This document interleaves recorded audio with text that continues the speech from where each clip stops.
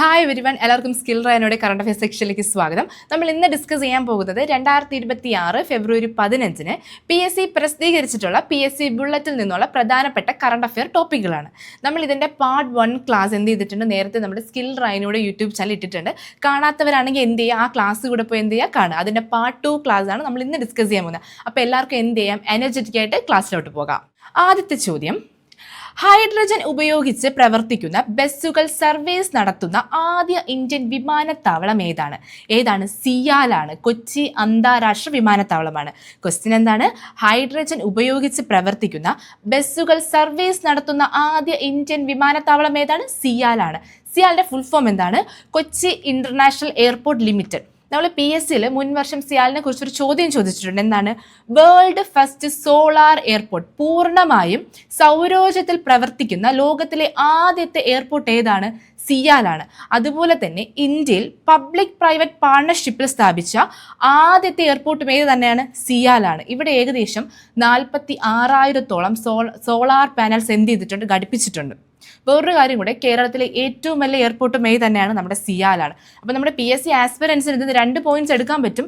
World first solar airport ഏതാണ്? സിയാലാണ്. അതുപോലെ hydrogen ഉപയോഗിച്ച് പ്രവർത്തിക്കുന്ന ബസ്സുകൾ സർവീസ് നടത്തുന്ന ആദ്യ ഇന്ത്യൻ വിമാനത്താവളം ഏതാണ്? കൊച്ചി അന്താരാഷ്ട്ര വിമാനത്താവളം. അടുത്ത ചോദ്യം, ഇന്ത്യയുടെ ഡിജിറ്റൽ പേയ്മെന്റ് പ്ലാറ്റ്ഫോമായ UPI ആപ്പ് ആരംഭിക്കാൻ ഒരുങ്ങുന്ന രാജ്യം ഏതാണ്? മലേഷ്യയാണ്. ഏത് ആപ്പാണടാ? UPI app. ഏതാണ്? UPI app.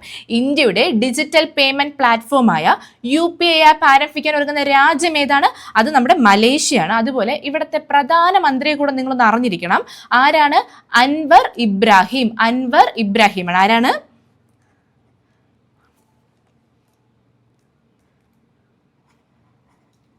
അൻവർ ഇബ്രാഹിം.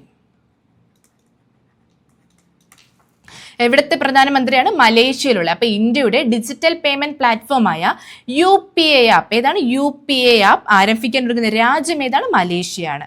അടുത്ത ചോദ്യം, നിപ്പ വൈറസിനെതിരെ വാക്സിൻ വികസിപ്പിച്ച രാജ്യം ഏതാണ്? ജപ്പാനാണ്. അപ്പോൾ ജപ്പാനാണ് നിപ്പ വൈറസിനെതിരെ വാക്സിൻ വികസിപ്പിച്ച രാജ്യം. അടുത്ത ചോദ്യം, 2031 കേരള പിറവിയുടെ 75-ാം വാർഷികം ആഘോഷിക്കുന്നതിന് മുന്നോടിയായി കേരള സർക്കാർ തിരുവനന്തപുരം നടത്തുന്ന രാജ്യാന്തര സമ്മേളനത്തിന്റെ പേരെന്താണ്? വിഷൻ 2031. എന്താണ്? 2031 കേരള പിറവിയുടെ 75-ാം വാർഷികം ആഘോഷിക്കുന്നതിന് മുന്നോടിയായി കേരള സർക്കാർ തിരുവനന്തപുരം നടത്തുന്ന രാജ്യാന്തര സമ്മേളനത്തിന്റെ പേരെന്താണ്? വിഷൻ 2031. ഇതിനൊരു പ്രമേയമുണ്ട്, അറിഞ്ഞിരിക്കുക. വികസനവും ജനാധിപത്യവും. എന്താണ്? വികസനവും ജനാധിപത്യവും.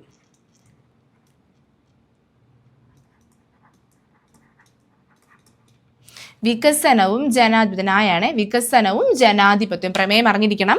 2031 കേരള പിറവിയുടെ 75-ാം വാർഷികം ആഘോഷിക്കുന്നതിന് മുന്നോടിയായി കേരള സർക്കാർ തിരുവനന്തപുരം നടത്തുന്ന രാജ്യാന്തര സമ്മേളനത്തിന്റെ പേരെന്താണ്? വിഷൻ 2031. അതിന്റെ പ്രമേയം ഇമ്പോർട്ടന്റ് ആണ്. വികസനവും ജനാധിപത്യവും. എന്താണ്? വികസനവും ജനാധിപത്യവും.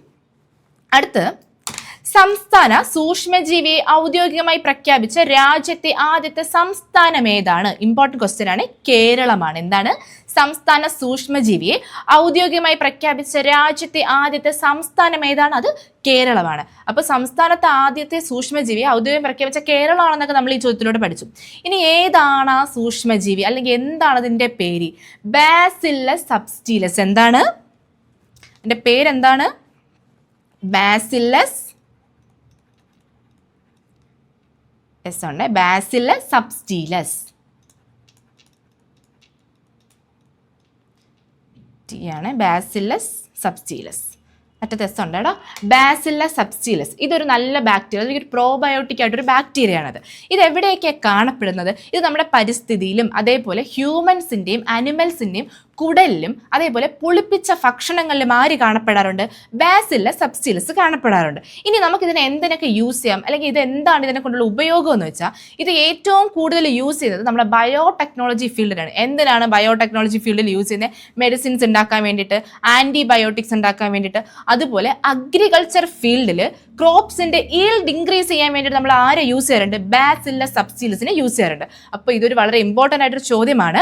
സംസ്ഥാന സൂക്ഷ്മജീവി ജീവിയെ ഔദ്യോഗികമായി പ്രഖ്യാപിച്ച രാജ്യത്തെ ആദ്യത്തെ സംസ്ഥാനം ഏതാണ്? കേരളമാണ്. ഏതാണ് ആ സൂക്ഷ്മജീവിയുടെ പേര്?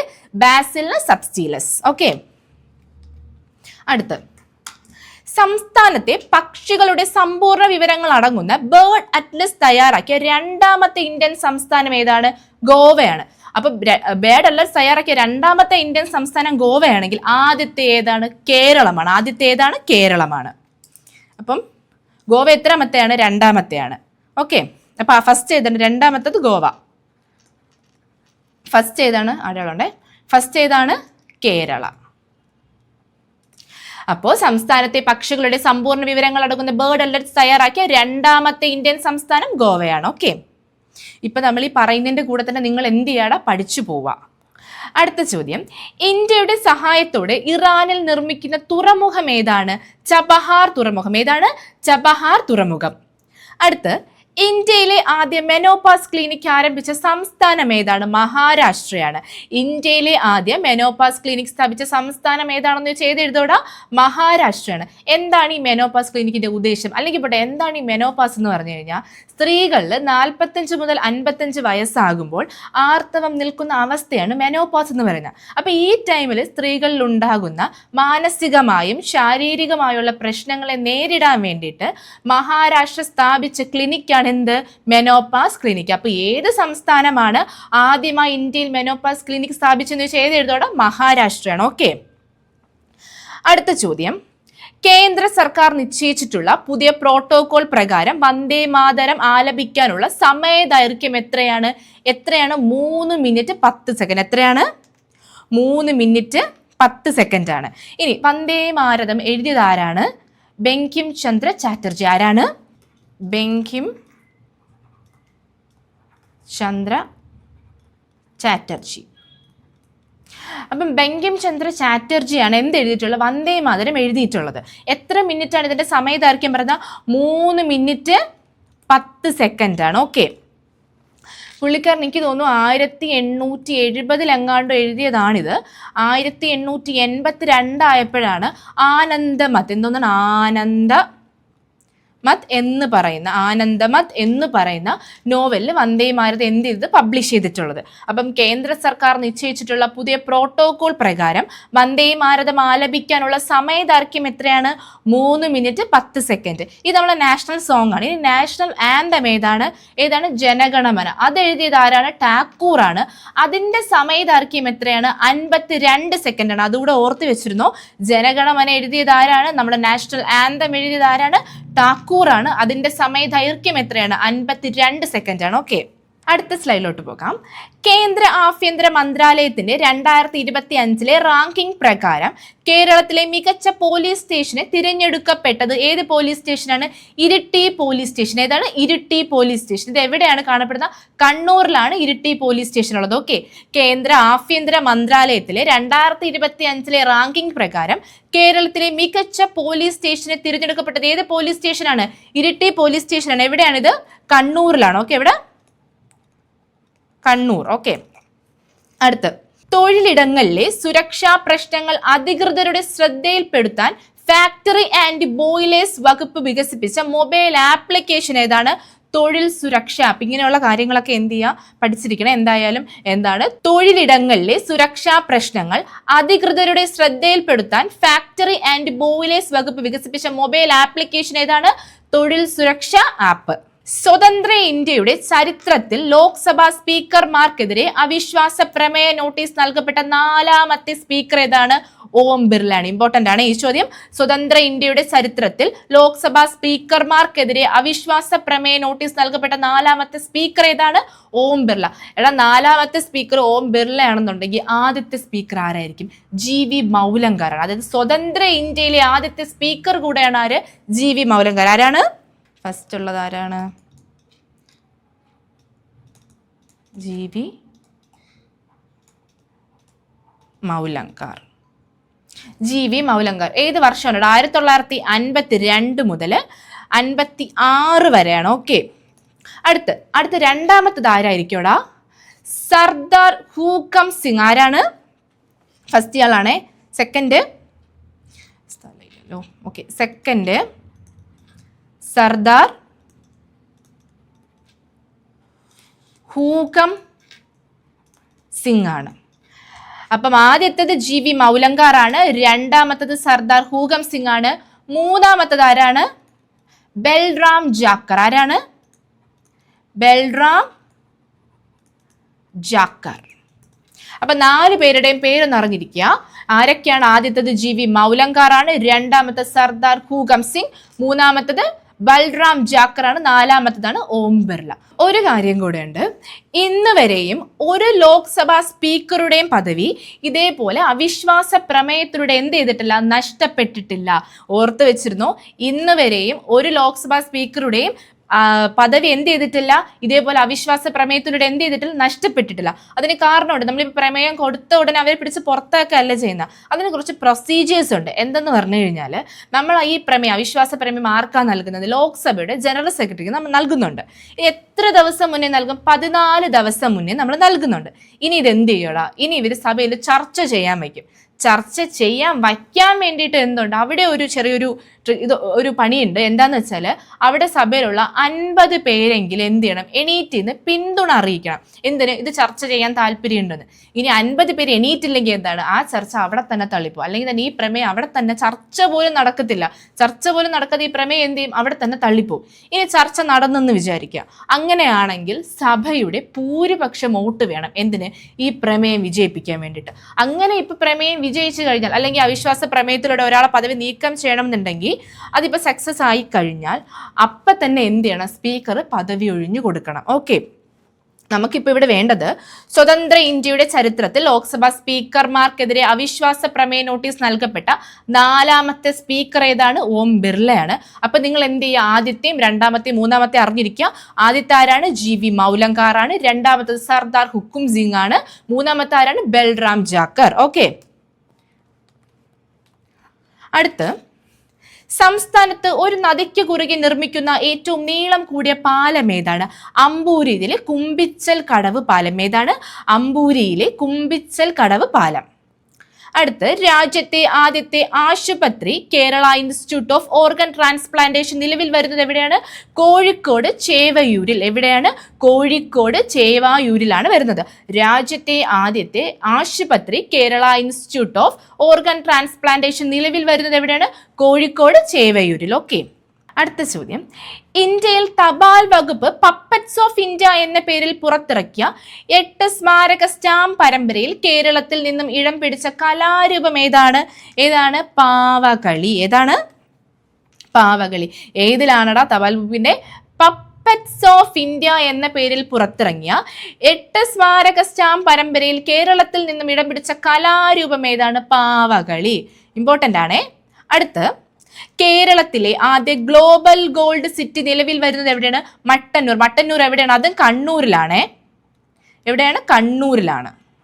കേരളത്തിലെ ആദ്യ ഗ്ലോബൽ ഗോൾഡ് സിറ്റി നിലവിൽ വരുന്നത് എവിടെയാണ്? മട്ടന്നൂർ. അടുത്ത്, 2026 ഫെബ്രുവരിയിലെ റിസർവ് ബാങ്ക് റിപ്പോർട്ട് പ്രകാരം ഇന്ത്യയുടെ റിപ്പോ നിരക്ക് എത്രയാണ്? 5.25%. എന്താണ്? 2026 ഫെബ്രുവരിയിലെ റിസർവ് ബാങ്ക് റിപ്പോർട്ട് പ്രകാരം ഇന്ത്യയുടെ റിപ്പോ നിരക്ക് എത്രയാണ്? 5.25%. ഒരു കാര്യം കൂടെ ഞാൻ നിങ്ങൾക്ക് പറഞ്ഞുതരാം. എന്താണ് ഈ റിപ്പോ റേറ്റ് അല്ലെങ്കിൽ റിവേഴ്സ് റിപ്പോ റേറ്റ് എന്ന് വെച്ചാൽ എന്താണ്? നമ്മളിപ്പോൾ ഒരു റിപ്പോ നിരക്ക് പറഞ്ഞുകൊണ്ട് ഞാൻ പറഞ്ഞുതരാം. നമ്മുടെ RBI എന്ന് പറയുന്ന RBI എന്ത് ചെയ്യുന്നു വെച്ചാൽ, നമ്മുടെ സിസ്റ്റത്തിൽ ഒരു ഇൻഫ്ലേഷൻ റേറ്റ് വെച്ചിട്ടുണ്ട്. എത്രയാണത്? 4% ആണ്. എത്രയാണ് ഇൻഫ്ലേഷൻ? ഇൻഫ്ലേഷൻ എന്ന് വെച്ചാൽ എന്താണ്? ഇൻഫ്ലേഷൻ എന്ന് വെച്ചാൽ വിലക്കയറ്റം. എന്താണ് വിലക്കയറ്റം? ഇൻഫ്ലേഷൻ എത്ര വെച്ചിട്ടുണ്ട്? 4% ആക്കി വെച്ചിട്ടുണ്ട്. അതായത് ഇത് 2% ആകാനും പാടില്ല, 6% മുകളിൽ പോകാനും പാടില്ല. 2% താഴെ ഇൻഫ്ലേഷൻ വരാനും പാടില്ല. ഇത് എന്ത് ചെയ്യാൻ പാടില്ല? 6% മുകളിലോട്ട് പോകാൻ പാടില്ല. അങ്ങനെ ആവറേജ് എത്ര വെച്ചിട്ടുണ്ട്? 4% ആക്കി വെച്ചിട്ടുണ്ട്. ഇനി 4% നമ്മുടെ സിസ്റ്റത്തിൽ ഇൻഫ്ലേഷൻ വിലക്കയറ്റം 4% ആക്കാൻ വേണ്ടി RBI കുറച്ച് മെഷേഴ്സ് എടുക്കും, കുറച്ച് കാര്യങ്ങൾ ചെയ്യും. അതെന്തൊക്കെയാണ്? അതിനെ നമ്മൾ ക്വാണ്ടിറ്റേറ്റീവ് മെഷേഴ്സ് എന്ന് പറയും. എന്ത് പറയും? ക്വാണ്ടിറ്റേറ്റീവ് മെഷേഴ്സ് എന്ന്. ഇനി ഈ ക്വാണ്ടിറ്റേറ്റീവ് മെഷേഴ്സ് എടുക്കുന്ന സമയത്ത് ഇത് രണ്ടായിട്ട് നമുക്ക് തിരിക്കാൻ പറ്റും. കൺവെൻഷണൽ മെത്തേഡ് എന്നും നോൺ കൺവെൻഷണൽ മെത്തേഡായിട്ട് തിരിക്കാൻ പറ്റും. എന്താണ് ക്വാണ്ടിറ്റേറ്റീവ് മെഷേഴ്സ് എന്തിനാണ് യൂസ് ചെയ്യുന്നത്? RBI നമ്മളെ സിസ്റ്റത്തിൽ ഇൻഫ്ലേഷൻ 4% ആയിട്ട് എന്ത് ചെയ്യാൻ, ആ ഒരു നിരക്കിൽ നിർത്താൻ വേണ്ടിയിട്ട് നമ്മൾ RBI യൂസ് ചെയ്യുന്ന കുറച്ച് മെഷേഴ്സ് ആണ് ക്വാണ്ടിറ്റേറ്റീവ് മെഷേഴ്സ് എന്ന് പറഞ്ഞു കഴിഞ്ഞാൽ. ക്വാണ്ടിറ്റേറ്റീവ് മെഷേഴ്സിനെ നമുക്ക് രണ്ടായിട്ട് തിരിക്കാൻ പറ്റും. എന്താണ്? കൺവെൻഷണൽ മെത്തേഡ് എന്നും നോൺ കൺവെൻഷണൽ മെത്തേഡായിട്ട് തിരിക്കാൻ പറ്റും. ഇനി കൺവെൻഷണൽ മെത്തേഡിൽ 3 എണ്ണം വരുന്നുണ്ട്. ബാങ്ക് റേറ്റ് വരുന്നുണ്ട്. ഏതാണ്? കൺവെൻഷണൽ മെത്തേഡിൽ ഏത് വരുന്നുണ്ട്? ബാങ്ക് റേറ്റ് വരുന്നുണ്ട്. പിന്നെ വരുന്നത് OMO, ഓപ്പൺ മാർക്കറ്റ് ഓപ്പറേഷൻ. എന്താണ് ഓപ്പൺ മാർക്കറ്റ് ഓപ്പറേഷൻ? പിന്നെ VRR എന്താ? Variable reserve ratio. VRR എന്താണ്? Variable reserve ratio. ഇനി ഉള്ളത് നോൺ കൺവെൻഷണൽ മെത്തേഡിലാണ് എന്ത് വരുന്നത്? ലാഫും MSPയും. ലാഫ് എന്താ? Liquefied adjustment facility. നമുക്കിതാണ് പഠിക്കാനുള്ളത്. ലിക്വിഫൈഡ് അഡ്ജസ്റ്റ്മെന്റ് ഫെസിലിറ്റി എന്തുവാണ്? ലിക്വിഫൈഡ് അഡ്ജസ്റ്റ്മെന്റ് ഫെസിലിറ്റി എന്ന് പറഞ്ഞു കഴിഞ്ഞാൽ, ഇതെന്താ സംഭവം എന്ന് പറഞ്ഞു കഴിഞ്ഞാൽ, നമുക്കിപ്പം ബാങ്കുകൾക്ക് ആവശ്യമുണ്ടെങ്കിൽ എന്ത് ചെയ്യാം? ഈ ലാഫ് ഉപയോഗിക്കാം. നിങ്ങൾക്ക് പണം കൂടുതലായിട്ടോ അല്ലെങ്കിൽ പണം കുറവായിട്ടോ എന്തെങ്കിലും ബുദ്ധിമുട്ട് വരികയാണെങ്കിൽ എന്ത് ഉപയോഗിക്കാം? ഈ ലിക്വിഫൈഡ് അഡ്ജസ്റ്റ്മെന്റ് ഫെസിലിറ്റി എന്ന് പറയുമ്പോൾ തന്നെ മനസ്സിലാക്കണം, നിങ്ങൾക്ക് വേണമെങ്കിൽ എന്ത് ചെയ്താൽ മതി? യൂസ് ചെയ്താൽ മതി.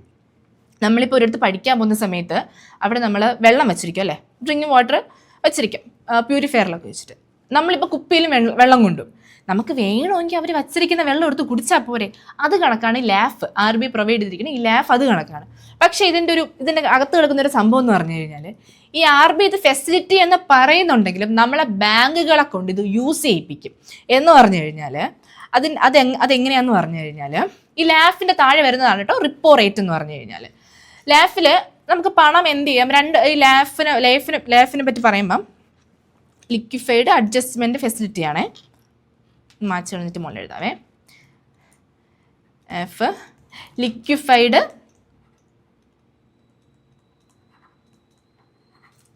Adjustment facility. ലിക്വിഫൈഡ് അഡ്ജസ്റ്റ്മെൻറ്റ് ഫെസിലിറ്റിയാണ്. ഈ ലാഫിൽ 2 കാര്യങ്ങളുണ്ട്. എന്നുവെച്ചാൽ എക്സസ് ആയിട്ട് അല്ലെങ്കിൽ പണത്തിൻ്റെ ഷോർട്ടേജ് അല്ലെങ്കിൽ ക്യാഷിൻ്റെ ഷോർട്ടേജ്, ജസ്റ്റ് ഇങ്ങനെ മനസ്സിലാവാൻ വേണ്ടിയിട്ട് തന്നെയാണ്. ഷോർട്ടേജ് വരുമ്പോഴും ഇവിടെ എക്സസ് വരുമ്പോഴും, അതായത് ബാങ്കുകൾക്ക് അവരുടെ ആവശ്യത്തിന് ഉപയോഗിക്കാൻ പൈസയൊന്നുമില്ല. അപ്പുറത്തും ഇപ്പുറത്തുള്ള ബാങ്കുകളെടുത്തും ചോദിക്കാൻ പറ്റില്ല. കാരണം എന്ന് വെച്ചാൽ അവരുടെ കയ്യിലും പൈസ ഇല്ലാത്തൊരവസ്ഥ. അപ്പോൾ ഈ നമ്മളെ ബാങ്കുകൾ എന്ത് ചെയ്യും? ആദ്യം ചെന്നിട്ട് RBIയുടെ അടുത്ത് പോകും. RBI പൈസയൊന്നുമില്ല, വല്ലതും തരണമെന്ന് പറയും. RBIക്ക് എങ്ങനെ ചുമ്മാ പൈസ കൊടുക്കാൻ പറ്റുമോ? RBI പറയും ഓക്കെ, ലോണായിട്ട് പൈസ തരാം. പക്ഷെ എന്ത് കൊടുക്കണം? ബാങ്കുകൾക്ക് ലോൺ കിട്ടണമെങ്കിൽ ബാങ്കുകൾ ഇവിടെ എന്ത് കൊടുക്കണം? ഗവൺമെൻറ് സെക്യൂരിറ്റീസ് കൊടുക്കണം റിട്ടേൺ ആയിട്ട്. അപ്പം ബാങ്കുകൾ എന്ത് ചെയ്യും? പൈസ ക്യാഷിൻ്റെ ഷോർട്ടേജ് വന്ന സമയത്ത് ആര് യൂസ് ചെയ്തു? ലാഫിനെ യൂസ് ചെയ്തു. ആരെ? ലിക്വിഫൈഡ് അഡ്ജസ്റ്റ്മെൻറ്റ് ഫെസിലിറ്റിയെ യൂസ് ചെയ്തു. ബാങ്കുകൾ എന്ത് ചെയ്തു? RBI പൈസ ബാങ്കുകൾക്ക് കൊടുത്തു, ലോൺ കൊടുത്തു. ബാങ്കുകൾ തിരിച്ചെന്ത് കൊടുത്തു? ഗവൺമെൻറ് അതായത് ഗവൺമെൻറ് സെക്യൂരിറ്റീസ് നമ്മൾ വച്ചിട്ടാണ് നമ്മൾ ലോൺ മേടിക്കുന്നത്. ഇനി എന്ത് ചെയ്തു? തിരിച്ച് ലോൺ അടയ്ക്കണ്ടേ? ബാങ്ക് എന്ത് ചെയ്യും? പൈസയൊക്കെ കിട്ടിയിട്ട് തിരിച്ച് RBIയിലോട്ട് ലോൺ അടയ്ക്കാൻ വേണ്ടി പോകും. ഈ സമയത്ത് ഈ തന്ന പൈസ മാത്രം കൊടുത്താൽ മതിയോ? അതിനൊരു ഇൻട്രസ്റ്റ് കൊടുക്കണ്ടേ? അങ്ങനെ ബാങ്കുകൾ എന്ത് ചെയ്യും? ഈ തിരിച്ച് നമ്മൾ ലോൺ അടയ്ക്കുന്ന സമയത്ത് 1% ഇൻട്രസ്റ്റ് കൂടെ കൊടുക്കും. 1% അല്ല, അതിന് എത്രയാണോ എമൗണ്ട് അതിനനുസരിച്ച് ഇൻട്രസ്റ്റ് കൂടെ കൊടുക്കും. ആ കൊടുക്കുന്ന ഇൻട്രസ്റ്റിനെ പറയുന്ന പേരാണ് റിപ്പോ റേറ്റ് എന്ന്. ഓക്കെ, നിങ്ങൾക്ക് മനസ്സിലായി കാണും. നമ്മുടെ RBI എന്ത് ചെയ്യുന്നുണ്ടോ? ഒന്നുകൂടെ പറഞ്ഞാൽ RBI എന്ത് ചെയ്യുന്നുണ്ട്? 4% ഇൻഫ്ലേഷൻ അല്ലെങ്കിൽ വിലക്കയറ്റം നമ്മുടെ സിസ്റ്റത്തിൽ എന്ത് ചെയ്യുന്നുണ്ട്? അത് കീപ്പ് ചെയ്യുന്നുണ്ട്. അത് കീപ്പ് ചെയ്യാൻ വേണ്ടിയിട്ട് കുറച്ച് ക്വാണ്ടിറ്റേറ്റീവ് മെഷേഴ്സ് ആര് യൂസ് ചെയ്യുന്നുണ്ട്? നമ്മുടെ RBI യൂസ് ചെയ്യുന്നുണ്ട്. അപ്പോൾ അതിൽ വരുന്നതാണ് ഏത്? നോൺ കൺവെൻഷണൽ മെത്തേഡിൽ വരുന്നതാണ് ലാഫ് എന്ന് വെച്ചാൽ ലിക്വിഫൈഡ് അഡ്ജസ്റ്റ്മെന്റ് ഫെസിലിറ്റി. ഈ ലിക്വിഫൈഡ് അഡ്ജസ്റ്റ്മെന്റ് ഫെസിലിറ്റി എന്ന പേര് മാത്രമേ ഉള്ളൂ. പക്ഷെ RBI എന്ത് ചെയ്യിപ്പിക്കും? നമ്മളെ ബാങ്കുകളെ കൊണ്ടത് യൂസ് ചെയ്യിപ്പിക്കും. കാരണം നമ്മളെ സിസ്റ്റത്തിന് എപ്പോഴും ഒരു ക്യാഷ് ഡെഫിസിറ്റ് ആയിട്ടാണ് ആര് കീപ്പ് ചെയ്യുന്നത്? RBI കീപ്പ് ചെയ്യുന്നത്. അപ്പോൾ ബാങ്കുകൾക്ക് എന്തായാലും പൈസയുടെ ആവശ്യം വരും. അങ്ങനെ പൈസ ഷോർട്ടേജ് വന്ന സമയത്ത് അപ്പുറത്തും ബാങ്കുകളെടുത്തൊക്കെ ചോദിച്ചപ്പോൾ ആരെയും പൈസ ഇല്ല. അങ്ങനെ ബാങ്ക് എന്ത് ചെയ്യും? RBIയുടെ അടുത്ത് ഒരിക്കലും പൈസ വേണം. ചുമ്മാ പൈസ കൊടുക്കോ? ബാങ്കുകൾ ഗവൺമെൻറ് സെക്യൂരിറ്റീസ് വച്ചിട്ട് എന്ത് ചെയ്യും? ക്യാഷ് കൊടുക്കും. ബാങ്കുകൾ ആർക്ക് കൊടുക്കും? ബാങ്കുകൾ ഗവൺമെന്റ് സെക്യൂരിറ്റീസ് RBIക്ക് കൊടുത്തിട്ട് ലോൺ എടുക്കും. ആര് കൊടുക്കും ലോൺ? RBI ലോൺ കൊടുക്കും. ഇനി തിരിച്ചടയ്ക്കാൻ സമയത്ത് എന്ത് ചെയ്യും? ബാങ്ക് പൈസയായിട്ട് വന്നിട്ട് ഈ തന്ന പൈസയിൽ കൂടെ ഒരു എമൗണ്ട് ഓഫ് എന്ത് കൊടുക്കും? ഇൻട്രസ്റ്റ് കൂടെ കൊടുക്കും. ആ ഇൻട്രസ്റ്റിനെയാണ് നമ്മൾ റിപ്പോ റേറ്റ് എന്ന് പറയുന്നത്. ആ ഇൻട്രസ്റ്റിനെയാണ് നമ്മൾ എന്ത് പറയുന്നത്? റിപ്പോ റേറ്റ് എന്ന് പറയുന്നത്. ഇനി റിവേഴ്സ് റിപ്പോ റേറ്റ് എന്ന് പറഞ്ഞു കഴിഞ്ഞാൽ അത് വരുന്നത് ക്യാഷ് എക്സസ് ആയിട്ട് വരുന്ന സമയത്താണ് റിവേഴ്സ് റിപ്പോ റേറ്റ് വരുന്നത്. അതായത് ബാങ്കുകൾക്ക് ഒരുപാട് ക്യാഷ് ഉണ്ട്, ഇവർക്ക് എന്ത് ചെയ്യണം ഏത് ചെയ്യണം എന്നൊന്നും ഇവർക്ക് അറിയത്തില്ല. ഒരുപാട് ക്യാഷ് ഉണ്ട്, അത് ഗുണപ്രദമല്ലാത്ത രീതിയിൽ ബാങ്കുകളിലിരിക്കുകയാണ്. ഇവരെന്ത് ചെയ്യും? ഇതുകൊണ്ട് RBIയിൽ കൊടുക്കും. അപ്പം RBI എന്ത് ചെയ്യും? ഇതിന് പകരമായിട്ട് ഇവർക്ക് കുറച്ച് ബാങ്കുകൾക്ക് ഇവർ പൈസ RBI വാങ്ങിച്ചല്ലോ, അപ്പം അതിന് കുറച്ച് ഇൻട്രസ്റ്റ് കൊടുക്കണ്ടേ? അതാണ് റിവേഴ്സ് റിപ്പോ എന്ന് പറഞ്ഞാൽ. അതാണ് റിവേഴ്സ് റിപ്പോ റേറ്റ് എന്ന് പറയുന്നത്.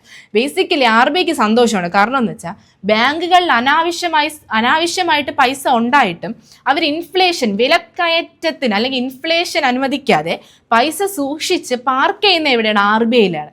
അപ്പൊ അതിന്റെ ഒരു പ്രത്യുപകാരമായിട്ടാണ് RBI എന്ത് ചെയ്യുന്നത്? അവർക്ക് ഇൻട്രസ്റ്റ് കൊടുക്കുന്നത്. ഓക്കെ, അപ്പൊ റിപ്പോ റേറ്റ് എന്ന് പറഞ്ഞാൽ എന്താണെന്നും റിവേഴ്സ് റിപ്പോ റേറ്റ് എന്താണെന്നും നിങ്ങൾക്ക് വ്യക്തമായിട്ട് മനസ്സിലായെന്ന് വിചാരിക്കുന്നു. വേറൊരു കാര്യം കൂടെ ഉണ്ട്. നമ്മുടെ റിപ്പോ റേറ്റിനെക്കാട്ടിലും 25 ബേസിസ് പോയിന്റ് കുറവായിരിക്കും ആർക്ക്? Reverse repo rate. അതായത് ഇപ്പോൾ നമ്മുടെ റിപ്പോ റേറ്റ് എവിടെ 5.25 ആണെങ്കിൽ റിവേഴ്സ് റിപ്പോ എപ്പോഴും 5 ആയിരിക്കും. പക്ഷെ നമുക്കിവിടെ റിവേഴ്സ് റിപ്പോ 3.25% ആണ്. അത് ഈ കൊറോണയുടെയൊക്കെ കാലം വന്നപ്പോൾ ഉണ്ടായ കുറച്ച് ഇഷ്യൂസ് ആണ്. നമ്മൾ അത്രയും ഡെപ്തിലോട്ട് പോകണ്ട. റിപ്പോ എന്താണെന്നും റിവേഴ്സ് റിപ്പോ എന്താണെന്നും അറിഞ്ഞു വയ്ക്കാം. PSC മുൻ വർഷങ്ങളിൽ ഒരുപാട് ചോദ്യം ഈ ഏരിയയിൽ നിന്ന് പറഞ്ഞിട്ടുണ്ട്. അപ്പോൾ 2026 ഫെബ്രുവരിയിൽ റിസർവ് ബാങ്ക് റിപ്പോർട്ട് പ്രകാരം ഇന്ത്യയുടെ റിപ്പോ നിരക്ക് എത്രയാണ്? 5.25%. അടുത്ത് നമുക്ക് കുറച്ച് പദ്ധതികളാണ് പഠിക്കാനുള്ളത്. പദ്ധതികളൊക്കെ ഇമ്പോർട്ടൻ്റ് ആണ്. യുവാക്കൾക്കിടയിലെ ലഹരി ഉപയോഗം തടയുന്നതിന് കേന്ദ്ര സർക്കാർ നടപ്പാക്കുന്ന പദ്ധതി ഏതാണ്? നാശാമുക്ത് ഭാരത് അഭിയാൻ. ഏതാണ്? നാശാമുക്ത് ഭാരത് അഭിയാൻ. യുവാക്കൾക്കിടയിലെ ലഹരി ഉപയോഗം തടയുന്നതിന് കേന്ദ്ര സർക്കാർ നടപ്പാക്കുന്ന പദ്ധതി ഏതാണ്? നാശാമുക്ത് ഭാരത് അഭിയാൻ. പരീക്ഷാ കാലത്തെ കുട്ടികളുടെ മാനസിക സമ്മർദ്ദം പഠനഭാരവും കുറയ്ക്കാൻ സർക്കാർ ആവിഷ്കരിച്ച പദ്ധതികൾ ഏതാണ്? ചിരിയും ഹോപ്പുമാണ്. ചിരി എന്ന് പറയുന്നത് എന്താ? കുട്ടികളുടെ മാനസിക സമ്മർദ്ദം കുറയ്ക്കാനുള്ളൊരു ഹെൽപ്പ് ലൈൻ പദ്ധതിയാണ്. ഹോപ്പ് എന്ന് പറഞ്ഞു കഴിഞ്ഞാൽ നമ്മുടെ പഠിക്കാനൊക്കെ വീക്കായിട്ടുള്ള കുട്ടികളെ മുന്നോട്ട് കൊണ്ടുവരാൻ വേണ്ടിയിട്ട് സർക്കാർ ആവിഷ്കരിച്ചൊരു പദ്ധതിയാണ് ഹോപ്പ് എന്ന് പറഞ്ഞു കഴിഞ്ഞാൽ. അപ്പോൾ പരീക്ഷാ കാലത്തെ കുട്ടികളുടെ മാനസിക സമ്മർദ്ദവും പഠനഭാരവും കുറയ്ക്കാൻ സർക്കാർ ആവിഷ്കരിച്ച പദ്ധതി ഏതാണെന്ന് ചോദിച്ചാൽ ഏതൊക്കെയാണ്? ചിരിയും ഹോപ്പുമാണ്. അടുത്ത ചോദ്യം, ഭൗതിക വെല്ലുവിളികൾ നേരിടുന്ന 18 വയസ്സിന് മുകളിലുള്ളവർക്ക് തൊഴിൽ പരിശീലനം നൽകുന്നതിനായി Uralungal labour contract corporative society ഫൗണ്ടേഷനും നബാർഡും ചേർന്ന് തയ്യാറാക്കിയ ഭിന്നശേഷിക്കാർക്കായി പുറത്തിറക്കുന്ന ഇന്ത്യയിലെ ആദ്യ പാഠപദ്ധതി ഏതാണ്? Leap ahead. ഏതാണ്? Leap ahead. ഒന്നുകൂടെ പറഞ്ഞുതരാം. ഭൗതിക വെല്ലുവിളികൾ നേരിടുന്ന 18 വയസ്സിന് മുകളിലുള്ളവർക്ക് തൊഴിൽ പരിശീലനം നൽകുന്നതിന് ആരാണ്? ഊരാളുങ്കൽ. ആരാണ്? ഊരാളുങ്കൽ ലേബർ കോൺട്രാക്ട് കോർപ്പറേറ്റീവ് സൊസൈറ്റിയും നബാർഡും ചേർന്ന്, ആരാണ്? നബാർഡാണ്. നബാർഡും ചേർന്ന് ഭിന്നശേഷിക്കാർക്കായി പുറത്തിറക്കുന്ന ഇന്ത്യയിലെ ആദ്യ പാഠ്യപദ്ധതി ഏതാണ്? ലീപ് എഹെഡ് ആണ്. ഓക്കെ, അടുത്ത് പിന്നാക്ക വിഭാഗങ്ങളിലെ സ്ത്രീ സംരംഭകർക്കായി പ്രതിവർഷം 5% പലിശയ്ക്ക് 2 ലക്ഷം രൂപ വരെ വായ്പ നൽകുന്ന പദ്ധതി ഏതാണ്? ന്യൂ സ്വർണിമ പദ്ധതി. ഏതാണ്? ന്യൂ സ്വർണിമ പദ്ധതി. ഇതിന് കുറച്ച് യോഗ്യതയൊക്കെ ഉണ്ട്. ഇതിന്റെ പ്രായപരിധി 18 മുതൽ 55 വയസ്സ് വരെയാണ്. അതുപോലെ തന്നെ ഇതിന്റെ വാർഷിക വരുമാനം ഒരു വർഷം 3 ലക്ഷത്തിൽ കുറവായിരിക്കണം. എത്ര? 3 ലക്ഷത്തിന് താഴെയായിരിക്കണം, ലെസ് ആയിരിക്കണം. ഓക്കെ, അപ്പോൾ പിന്നാക്ക വിഭാഗങ്ങളിലെ സ്ത്രീ സംരംഭകർക്കായി പ്രതിവർഷം 5% പലിശയ്ക്ക് 2 ലക്ഷം രൂപ വരെ വായ്പ നൽകുന്ന പദ്ധതി ഏതാണ്? ന്യൂ സ്വർണിമ പദ്ധതി.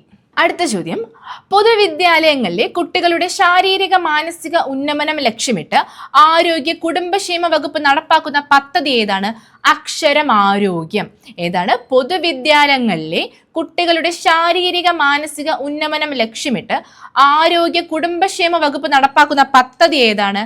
അക്ഷരം ആരോഗ്യം. ഓക്കെ, അടുത്ത് സ്ത്രീകൾക്കും ട്രാൻസ് വുമൺ വിഭാഗത്തിനും പ്രതിമാസം 1000 രൂപ ധനസഹായം നൽകുന്ന കേരള മുഖ്യമന്ത്രിയുടെ പദ്ധതിയാണ് സ്ത്രീ സുരക്ഷാ പദ്ധതി. ഏതാണ്? സ്ത്രീകൾക്കും ട്രാൻസ് വുമൺ വിഭാഗത്തിനും പ്രതിമാസം 1000 രൂപ ധനസഹായം നൽകുന്ന കേരള മുഖ്യമന്ത്രിയുടെ പദ്ധതി ഏതാണ്? സ്ത്രീ സുരക്ഷാ പദ്ധതിയാണ്. നമ്മുടെ ഈ സ്ത്രീ സുരക്ഷാ പദ്ധതിക്ക് എന്തുണ്ട്? കുറച്ച് ക്രൈറ്റീരിയാസ് ഉണ്ട് ഇത് ലഭിക്കണമെങ്കിൽ. ആദ്യം എന്താണ്? ഇതിന്റെ പ്രായപരിധി 35 മുതൽ 60 വയസ്സായിരിക്കണം. രണ്ടാമത് കേരളത്തിൽ ഇവരെന്താണ്? സ്ഥിര താമസക്കാരായിരിക്കണം. എന്ത് ചെയ്യണം? സ്ഥിര താമസക്കാരായിരിക്കണം. ഓക്കെ. അടുത്ത് മൂന്നാമത്തത് എന്താണ്? മൂന്നാമത്തെ ഇവർക്ക് മഞ്ഞ അല്ലെങ്കിൽ പിങ്ക് കാർഡായിരിക്കണം. ഏത്? യെല്ലോ അല്ലെങ്കിൽ പിങ്ക് കാർഡായിരിക്കും ഇവർക്കുള്ളത്. അതുപോലെ ഈ ഒരു വേറെ ഈ സാമൂഹ്യ ക്ഷേമ പദ്ധതികൾ, പെൻഷൻ, അങ്ങനെയൊക്കെ സംഭവങ്ങളുണ്ടല്ലോ, അതിലൊന്നും ഇവർക്ക് എന്ത് ചെയ്യാൻ പാടില്ല, അങ്ങനത്തെ ഒന്നും ലഭിക്കാൻ പാടില്ല. അതിലുള്ള ഒരു ധനസഹായവും ഇവർക്ക് ലഭിക്കാൻ പാടില്ല. അങ്ങനെയാണെങ്കിൽ മാത്രം ഇവർക്ക് എന്ത് ലഭിക്കുള്ളൂ? ഈ സ്ത്രീ സുരക്ഷാ പദ്ധതിയിലൂടെ 1000 രൂപ ധനസഹായം ലഭിക്കുകയുള്ളൂ. അപ്പം സ്ത്രീകൾക്കും ട്രാൻസ് വുമൺ വിഭാഗത്തിനും പ്രതിമാസം 1000 രൂപ ധനസഹായം നൽകുന്ന കേരള മുഖ്യമന്ത്രിയുടെ പദ്ധതി ഏതാണ്? സ്ത്രീ സുരക്ഷാ പദ്ധതിന്റെ ക്രൈറ്റീരിയ എന്തൊക്കെയാണ്? ഇതിന്റെ പ്രായം 35നും 60നും ഇടയ്ക്കായിരിക്കണം. കേരളത്തിൽ സ്ഥിര താമസക്കാരായിരിക്കണം. അതുപോലെ എന്താണ്? സാമൂഹ്യ ക്ഷേമ പെൻഷൻ അങ്ങനെ ഒന്നും ഇവർക്ക് കിട്ടാത്തവരായിരിക്കണം. അതുപോലെ ഇവരുടെ കാർഡ് ഏതായിരിക്കണം? യെല്ലോ അല്ലെങ്കിൽ പിങ്ക് കാർഡായിരിക്കണം. ഓക്കെ. അപ്പൊ ഇത്രയുള്ള നമ്മുടെ പാർട്ട് 2 ക്ലാസ് എന്ന് പറഞ്ഞു കഴിഞ്ഞാൽ എല്ലാവരും നന്നായിട്ട് എന്ത് ചെയ്യുക? എക്സാമിന് വേണ്ടി പ്രിപ്പയർ ചെയ്യുക. നിങ്ങൾ ഡിഗ്രി ലെവൽ എക്സാംസിന് പ്രിപ്പയർ ചെയ്യുന്നവരാണെങ്കിൽ നിങ്ങൾക്ക് അറിയാൻ പറ്റും, മെയിൻസിന് ഏകദേശം 15 മാർക്കിനാണ് എന്ത് ചോദിക്കുന്നത്? കറണ്ട് അഫെയർ ചോദിക്കുന്നത്. അപ്പോൾ PSCയുടെ ഏറ്റവും ഇഷ്ടപ്പെട്ട ഒരു സെക്ഷനാണ് ഏത്? Current affair. അപ്പോൾ ആരും കറണ്ട് അഫെയർ പഠിക്കാതെ എന്ത് ചെയ്യരുത്? എക്സാംസിനൊന്നും പോകരുത്. എല്ലാവരും നല്ല വൃത്തിക്ക് എന്ത് ചെയ്യുക? കറണ്ട് അഫെയർ ഒക്കെ പഠിക്കുക. നമ്മുടെ സ്കിൽ റൈനോയുടെ ചാനൽ സബ്സ്ക്രൈബ് ചെയ്യാത്തവരാണെങ്കിൽ എന്ത് ചെയ്യുക? ചാനലിലൂടെ ഒന്ന് സബ്സ്ക്രൈബ് ചെയ്തിരിക്കുക. Thank you. നന്ദി. നമസ്കാരം.